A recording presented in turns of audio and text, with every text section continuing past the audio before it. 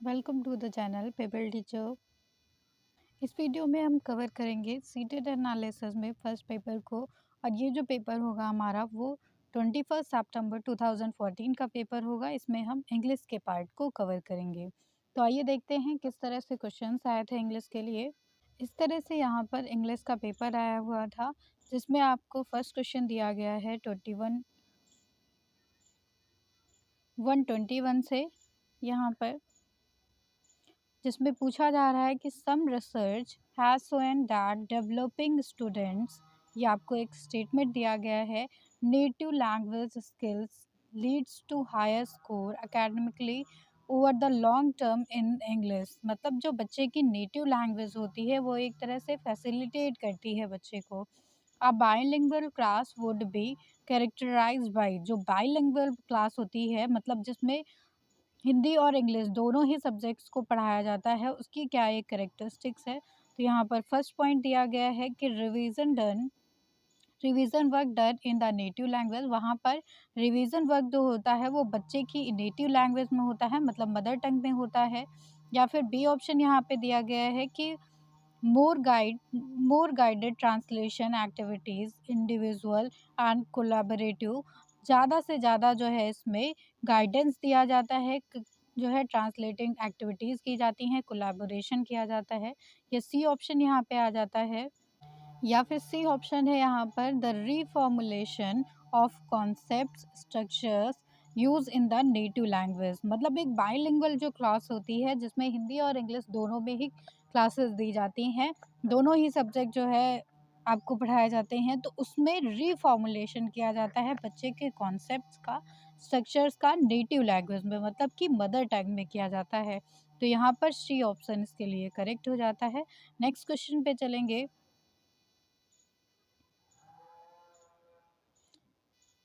Second language यानी कि जो टारगेट लैंग्वेज होती है, acquisition is more effective when, ये सेकेंड लैंग्वेज का जो अर्जन होता है वो बच्चे के लिए मोर इफेक्टिव रहता है जब फर्स्ट ऑप्शन है यहाँ पर involves periodic revision, periodically revision कराया जाए स्टूडेंट्स और टीचर के द्वारा।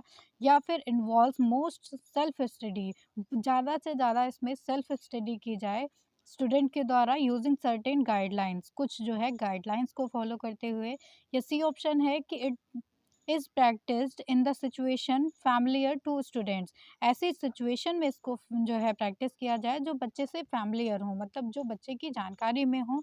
या डी ऑप्शन है यहाँ पर is used as the basis for discussing grammatical concept, मतलब इसको यूज़ किया जाए ग्रामेटिकल कॉन्सेप्ट को डिस्कस करने के लिए। तो यहाँ पर सी ऑप्शंस के लिए करेक्ट हो जाता है कि टारगेट लैंग्वेज जो होती है सेकंड लैंग्वेज, उसका एक्विजिशन इफेक्टिव तरीके से हो सकता है जब बच्चे को ऐसा एनवायरनमेंट दिया जाए जो उसके लिए फैमिलियर रहे। तो सी ऑप्शन यहाँ पे करेक्ट है। नेक्स्ट क्वेश्चन यहाँ पे आ जाता है, क्लास फोर्थ के स्टूडेंट्स हैं उसमें हम रिकॉग्नाइज कर सकते हैं उनके फ्लेव्ड यूसेस, मतलब कि जो बच्चे एरर्स कर रहे हैं, सेंटेंस कंस्ट्रक्शन जो कर रहे हैं, व्हेन द टीचर, जब टीचर क्या करे, gives alternatives as possible corrections, तो उसको अल्टरनेटिव देने चाहिए टीचर्स को पॉसिबल करेक्शंस के लिए कि किन स्थितियों में जो है करेक्ट किया जा सकता है। तो ए ऑप्शन यहाँ पे करेक्ट हो जाता है, तभी हम जो है त्रुटियों को रिकॉग्नाइज कर सकते हैं, पहचान सकेंगे। नेक्स्ट क्वेश्चन यहाँ पे आ जाता है, in the case of vocabulary use, vocabulary अगर यूज कराया जा रहा है, grammar provides a pathway to the learners to, तो वोकैबुलरी यूज के लिए ग्रामर कौन सा पाथ प्रोवाइड करता है स्टूडेंट्स को, तो ये कंबाइन करता है। ग्रामर जो है वो वोकैबुलरी यूज के लिए कंबाइन करेगा लेक्सिकल आइटम्स को into the meaningful and communicative expressions, यानी कि जो लेक्सिकल वर्ड्स होंगे उनका ये मतलब हो जाता है कि इनका जो है इंडिपेंडेंट मीनिंग होता है, इन वर्ड्स का जो है इंडिपेंडेंटली मीनिंग हुआ।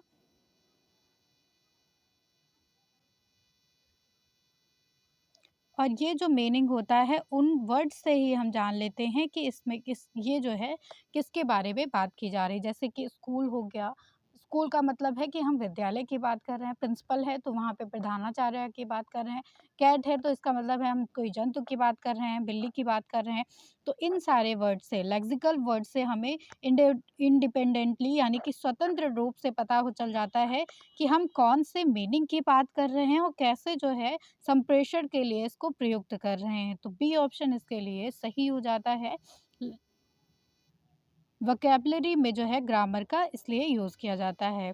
नेक्स्ट क्वेश्चन आ जाता है यहाँ पे, one of the sub skill that is assessed for speaking. Speaking की कौन-सी जो है सब स्किल है यहाँ पे?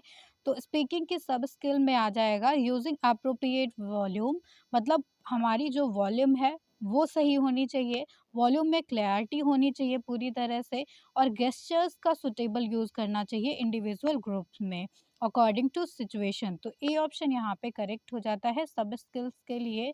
नेक्स्ट क्वेश्चन आ जाता है यहाँ पे, for English as a second language. English को अगर हम सेकेंड लैंग्वेज और टारगेट लैंग्वेज में रख रहे हैं तो acquisition poor environment is one where, acquisition करना पुअर इन्वायरमेंट में क्या हो जाता है, access to any learning material is unavailable to students, मतलब कि किसी भी लर्निंग मटेरियल को यहाँ पे अवेलेबल नहीं किया जा सकता है स्टूडेंट्स के लिए। सी ऑप्शन के लिए करेक्ट हो जाता है पुअर एक्विजिशन इन्वायरमेंट के लिए। नेक्स्ट क्वेश्चन पे चलेंगे हम, slow learners fails to grasps effectively. Slow learner जो होते हैं, जो धीमी गति से सीखते हैं अधिगमकर्ता, वो जल्दी से चीज़ों को ग्रैप नहीं कर पाते हैं, पकड़ नहीं पाते हैं एंड मिक्स अप वर्ड्स, और वो वर्ड्स को मिक्स कर सकते हैं, स्ट्रक्चर्स को इजीली मिक्स कर देते हैं। तो teachers can remediate by beginning with, teacher क्या कर सकता है इस चीज़ को दूर करने के लिए, मतलब जो स्लो लर्नर्स हैं वो हर एक चीज़ को मिक्सअप कर देते हैं, उनकी मीनिंग्स को मिक्सअप कर देते हैं, स्ट्रक्चर्स को। इससे बाहर लाने के लिए बच्चों को टीचर को क्या करना चाहिए? तो यहाँ पे टीचर को चाहिए कि वो आइडेंटिफाई करे, identifying the areas of difficulty, कि बच्चे को किस जो है फ़ील्ड में डिफ़िकल्टी हो रही है, किस एरिया में उसको डिफ़िकल्टी हो रही है, ये आइडेंटिफाई करना चाहिए टीचर को। बी ऑप्शन यहाँ पे सही हो जाता है और उसी के अकॉर्डिंग उसको रेमेडी दी जानी चाहिए। नेक्स्ट क्वेश्चन पे आएँगे, among the 4 language skills, language की 4 स्किल्स होती हैं आप जानते हैं, LSRW जिसको कहते हैं, listening, speaking, reading and writing. इन सब में से कौन-सा ऐसा पेयर है जो रीइंफोर्समेंट स्किल्स को दिखाता है?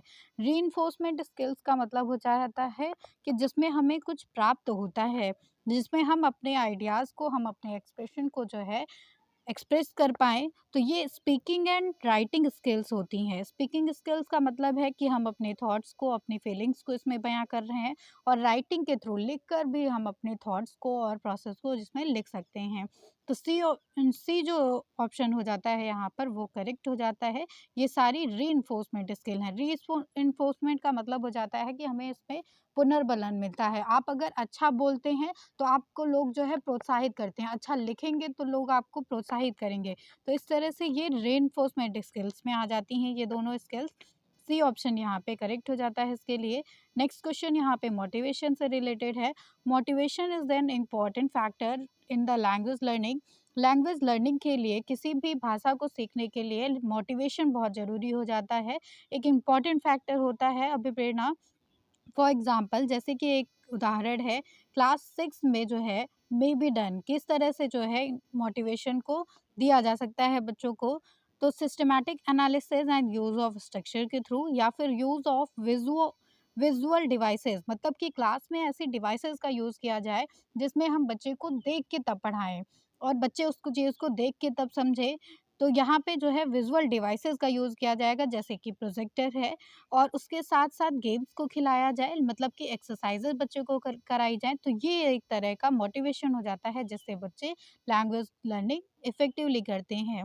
तो यहाँ पर बी ऑप्शन इसके लिए करेक्ट हो जाता है। नेक्स्ट क्वेश्चन यहाँ पे ग्रामर से है।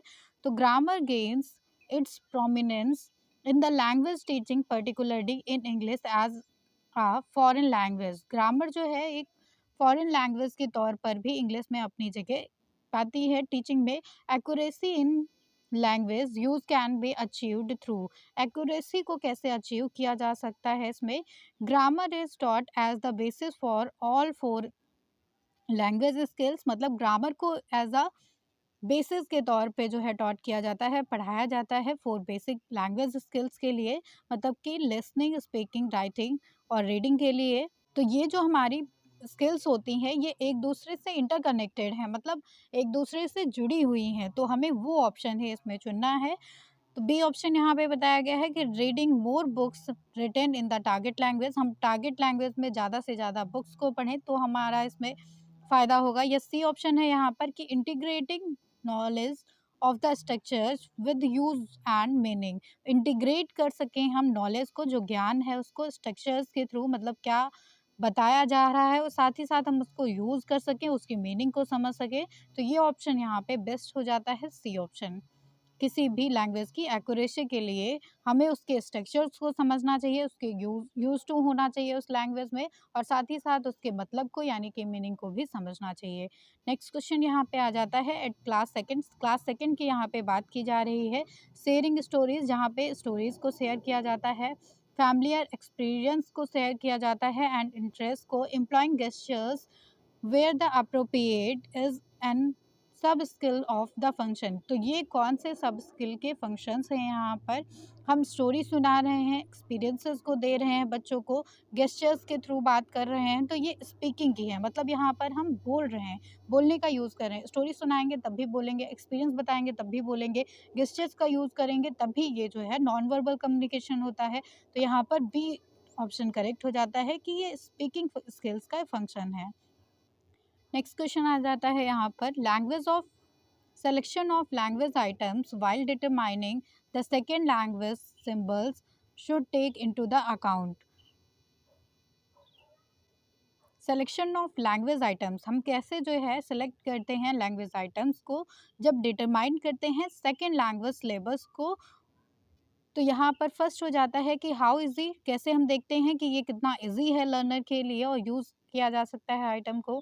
देन बी है यहाँ पर कि how easy it is to teach and teach the concept, हम ये देखते हैं यहाँ पर कि कितना ये इजी है, मतलब बच्चों को समझाने के लिए, पढ़ाने के लिए।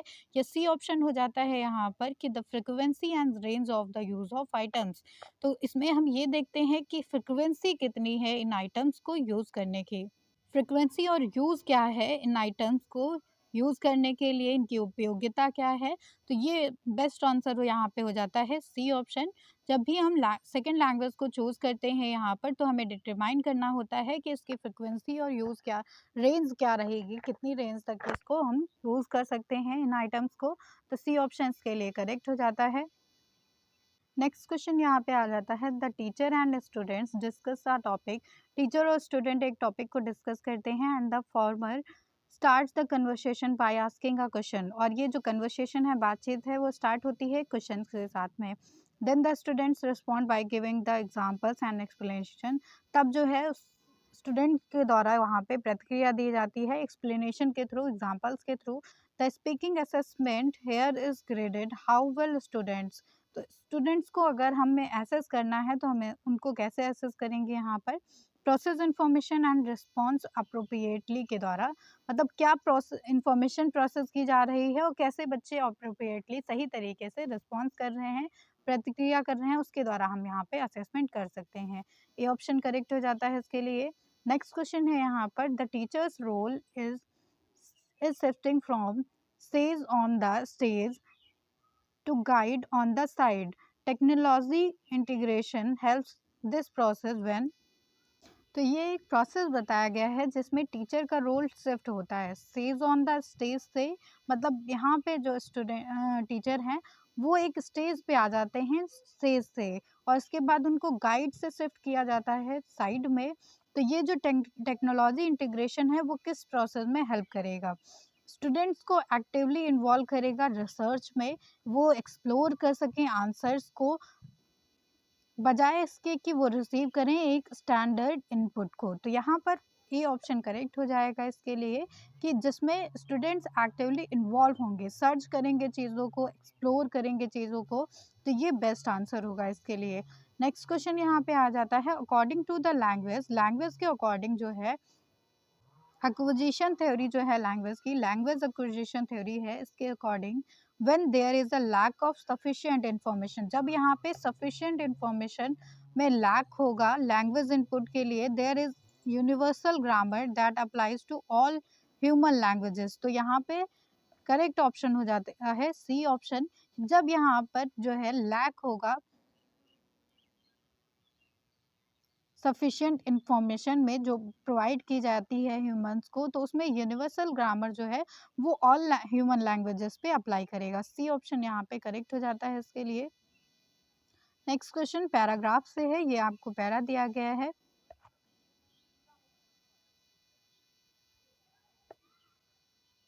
मेडिटेशन से रिलेटेड ये पैरा दिया गया है, जिसमें आपको 136 से लेकर 141 तक के क्वेश्चंस का आंसर करना है। इसमें editing can have an almost instant effect on the reducing stress, मतलब मेडिटेशन से हमारा जो स्ट्रेस है वो रिड्यूस होता है।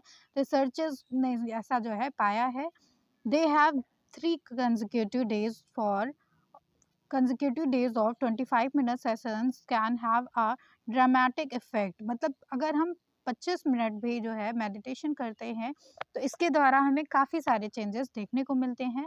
रिसर्चर्स ने स्टडी किया है माइंडफुल मेडिटेशन जो होता है वो गाइड करता है principles in life more in the moment, spending less time going over past stresses and worries about the future problems, मतलब हम अपने पास्ट के स्ट्रेस को भूलते हैं इससे, और फ्यूचर की वरीज को जो है इससे कम किया जा सकता है। Techniques include moving the focus on of attention around the body and observing sensation that arise, so called body scan.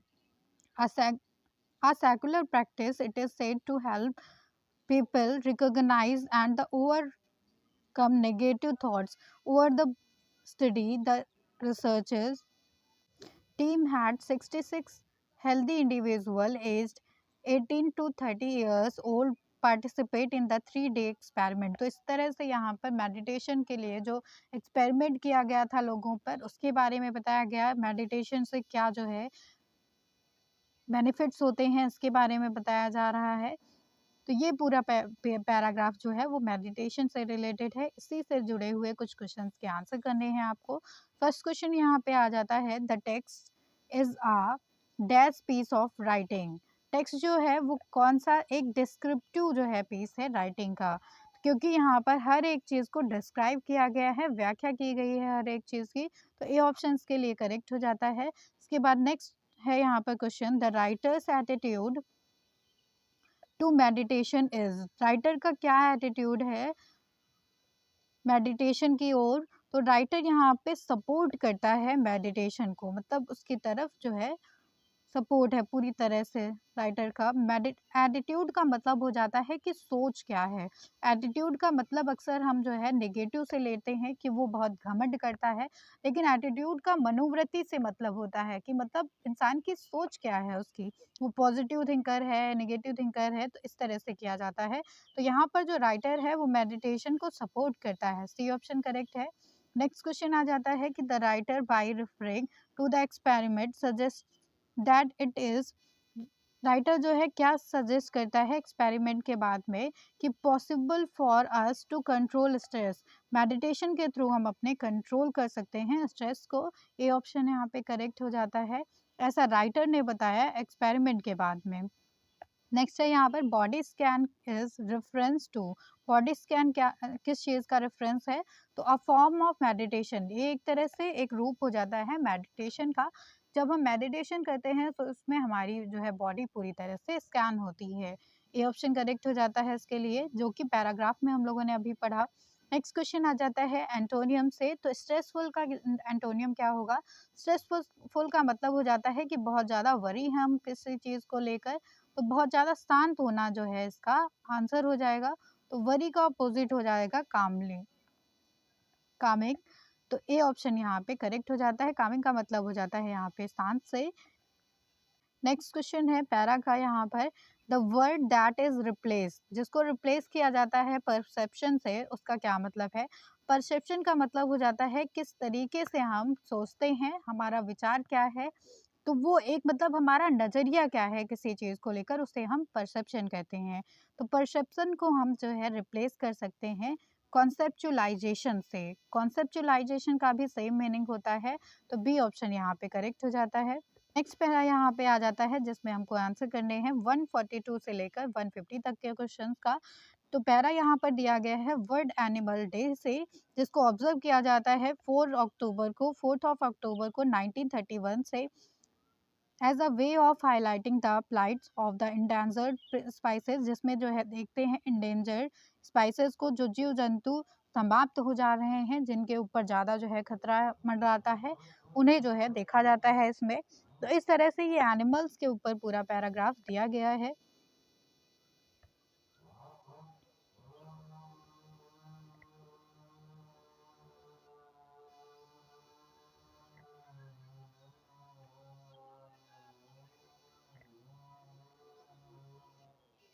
First question यहाँ पे किया जा रहा है, इन रीडिंग द पैसेज, इन पैसेज को पढ़ने के बाद we learn that world animal day is an और आ डैश सेलिब्रेशन।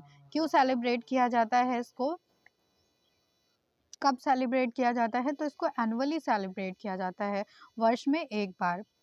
और एक बार कब सेलिब्रेट किया जाता है यहाँ पर, तो यहाँ पे देखिए आप, जैसा कि बताया गया कि 4th ऑफ अक्टूबर को इसको सेलिब्रेट करते हैं 1931 से। तो इसके लिए बी ऑप्शन करेक्ट था, एनुअली इसको सेलिब्रेट किया जाता है। नेक्स्ट क्वेश्चन पे चलते हैं यहाँ पे। The writer points out the animals are important because they, animals क्यों इम्पोर्टेंट है राइटर के पॉइंट ऑफ व्यू से। ये देखिए यहाँ पर सेकंड पैरा में दिया गया है, to encourage everybody to use the special day to highlight their importance in the world. तो ये डे क्यों मनाया जाता है एनिमल डे, क्योंकि इसमें जो है हम देखते हैं क्या इम्पोर्टेंस है एनिमल्स की इस वर्ल्ड में। उसके बाद सेलिब्रेट किया जाता है एनिमल्स की लाइफ को in its all forms, celebrate human kinds relationship with the animal kingdom. तो सेलिब्रेट किया जाता है मानव का जंतुओं से क्या जो है रिश्ता है। उसके बाद acknowledge the diverse roles that animals plays in our life from being a companion supporting and. तो यहाँ पर डाइवर्स रोल्स को जो है सपोर्ट किया जाता है, उनको एंजॉय किया जाता है।